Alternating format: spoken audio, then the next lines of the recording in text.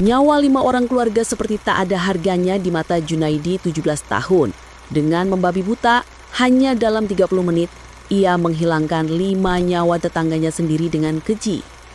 Bahkan ia sempat melecehkan 2 korbannya yang sudah tak bernyawa. Halo semua, dalam video kali ini, kita akan membahas salah satu tragedi paling mengerikan yang pernah terjadi di Penajam Pasir Utara, Kalimantan Timur.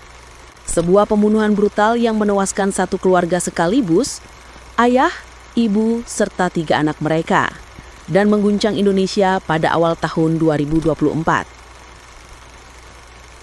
Kasus ini bukan hanya soal pembantaian keji, tetapi juga tentang dendam, obsesi, dan kegagalan pelaku mengendalikan amarah serta fantasi kelamnya sendiri.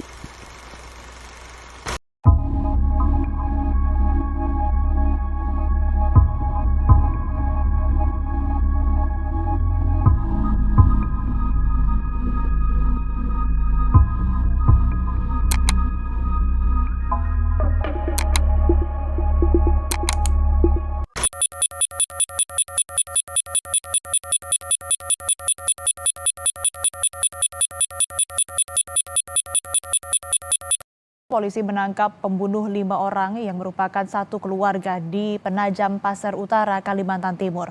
Pelaku merupakan seorang remaja berusia 16 tahun berinisial C.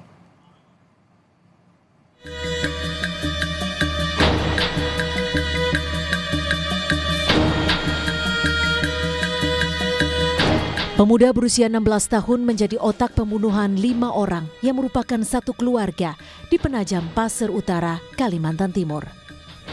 Pelaku diduga nekat membunuh satu keluarga karena dendam akibat percecokan antar tetangga. Terakhir, pelaku emosi karena helm yang dipinjam korban belum dikembalikan selama 3 hari. Kapolres Kabupaten Penajam Pasir Utara, AKBP Supriyanto menyebut, pelaku mengonsumsi minuman keras sebelum menjalankan aksinya.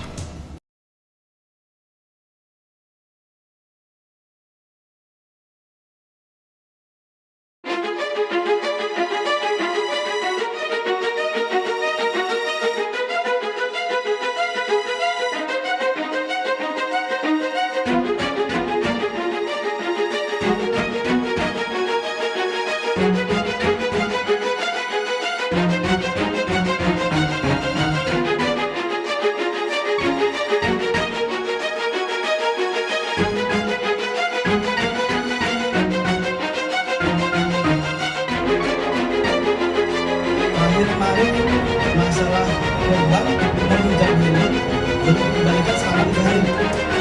Selain membunuh, pelaku juga mengambil 3 unit ponsel dan uang, termasuk memeriksa kejiwaan pelaku.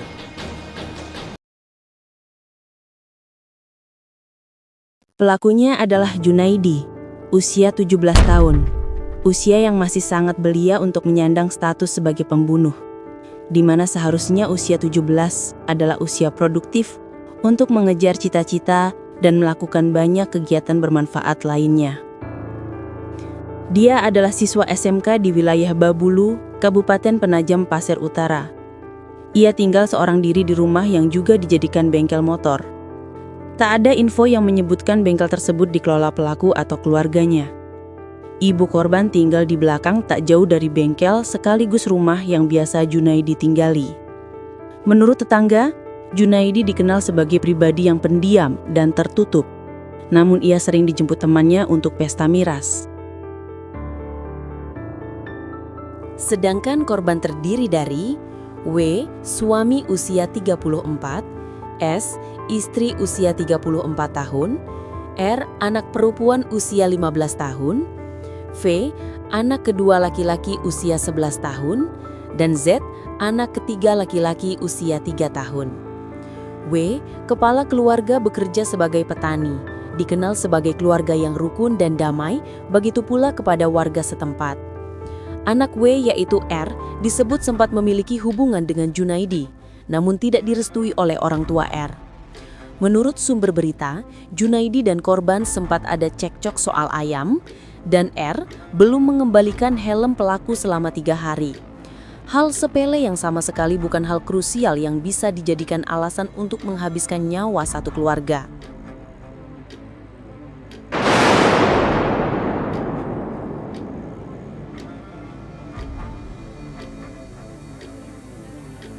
Junaidi sempat melakukan pesta miras bersama teman-temannya. Kemudian pukul 11:30 malam, Junaidi diantar pulang oleh temannya. Namun begitu sampai di rumah, muncul niat untuk melakukan pembunuhan. Junaidi lantas mengambil sebilah parang sepanjang 60 cm di rumahnya dan pergi ke rumah korban yang jaraknya sekitar 20 meter. Di dalam rumah itu ada S, istri dan 2 anak laki-laki sedang tidur di kamar, dan R tidur di kamar lainnya sendiri. Saat itu korban W belum pulang ke rumah. Junaidi mengintip dari samping rumah. Dilihatnya belum ada motor W di dalam rumah, artinya W belum pulang ke rumah. Sebelum masuk rumah, Junaidi disebut sengaja memadamkan listrik di rumah korban. Setelah padam, Junaidi masuk ke dalam rumah yang tidak dikunci. Ia menunggu Junaidi pulang di ruang tamu. Dalam gelap, ia juga memegang senter di tangan kirinya. Tak lama kemudian, Waluyo pulang dan tanpa curiga, juga tak memiliki firasat buruk apapun. Ia masuk ke dalam rumah. Disitulah pelaku langsung menyerangnya dengan parang. Setelah sampai, W langsung ditimpas, dihabisi dekat pintu. Ibunya bangun, kemudian ditimpas juga. Kemudian anaknya bangun, ditimpas lagi. Lalu ia pergi ke kamar R dan menimpasnya. Kemudian ia kembali lagi ke tubuh W untuk memastikan W sudah tak bernafas, ia menimpasnya lagi. Kebiadaban Junaidi tak berhenti sampai di situ. Junaidi kemudian melecehkan R dan S ibunya yang sudah tak bernyawa. Junaidi lalu mengambil uang senilai Rp300.000 dan 3 ponsel milik para korban. Lalu ponsel itu dirusak dan dibuang di sungai di seberang rumah untuk menghilangkan jejak.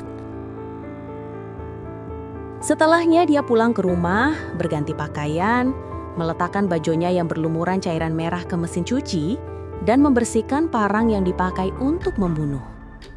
Dia lantas berpura-pura melaporkan peristiwa itu ke kakaknya, kemudian mengadukan ke ketua RT.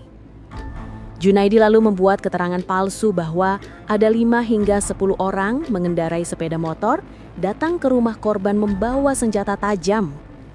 Tetapi keterangan itu berbeda dengan temuan polisi saat melakukan olah tempat kejadian perkara.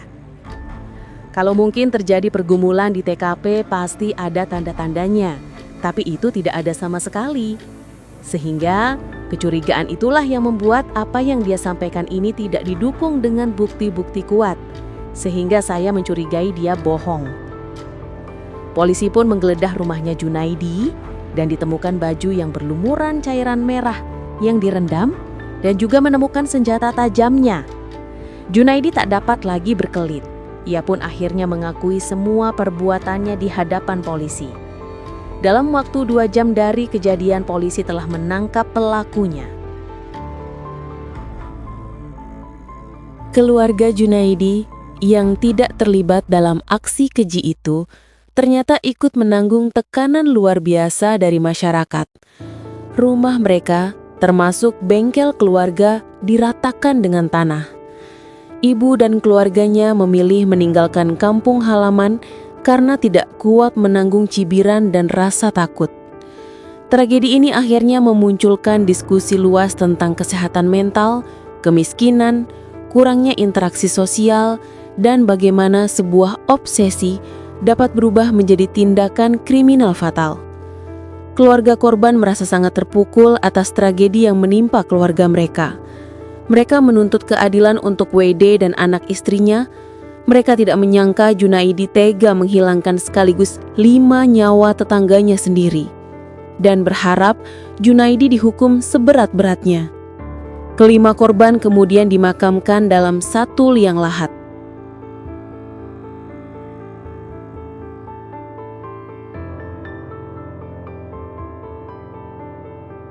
Pelaku telah divonis 20 tahun penjara oleh Pengadilan Negeri Penajam Pasir Utara.